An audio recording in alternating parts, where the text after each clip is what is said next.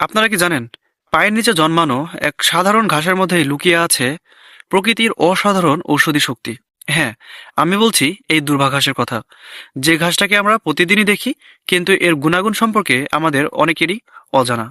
গ্রাম বাংলায় প্রাচীনকাল থেকেই এই দুর্বা ঘাস ব্যবহার হয়ে আসছে প্রাকৃতিক ওষুধি হিসেবে এবং শরীরের বিভিন্ন উপকারে। তাই আজকে আমি আপনাদেরকে এই ভিডিওতে দেখাবো এই ঘাসের ঔষধি শক্তি, কোথায় কোথায় এই ঘাস কাজে লাগে এবং কেন এই ছোট ঘাসকে প্রকৃতির নীরব ডাক্তার বলা হয়।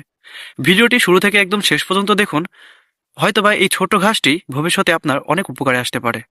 এই মুহূর্তে দেখতে পাচ্ছেন আমার হাতে একগুচ্ছ দুর্বা ঘাস, যেটার বৈজ্ঞানিক নাম হচ্ছে সাইনোডন ড্যাকটাইলন এবং এর ইংরেজি নাম হচ্ছে বারমুডা গ্রেস। এটাকে অনেকে অনেক নামে চিনে। এটাকে দুর্বা ঘাস বলে সবচেয়ে বেশি চেনে এবং এর অন্যান্য নাম হচ্ছে ইথানা ঘাস। এই দুর্বা ঘাসের রস বা এই দুর্বা ঘাসের পেস্ট হিমোগ্লোবিন বাড়াতে এবং রক্ত স্বল্পতা দূর করতে সহায়ক করে, রক্ত পরিষ্কার রাখে এবং রক্তচাপ ও কোলেস্টেরল কমাতে সাহায্য করে থাকে।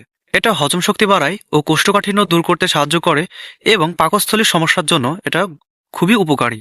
এটাতে অ্যান্টিভাইরাল ও অ্যান্টিমাইক্রোবিয়াল গুণাবলী থাকার কারণে রোগ প্রতিরোধ ক্ষমতা বৃদ্ধি করে। মুখের ঘা, দাঁতের সমস্যা এবং মুখের দুর্গন্ধ দূর করতেও এই দুর্বা ঘাস ব্যবহার করা হয়ে থাকে।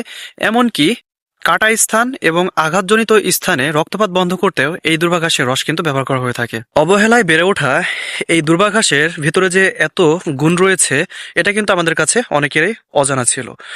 এটার ভিতরে যে এত গুণ, এত রোগ যে নিরাময় করতে পারে, এটা কিন্তু আমরা অনেকেই জানতাম না।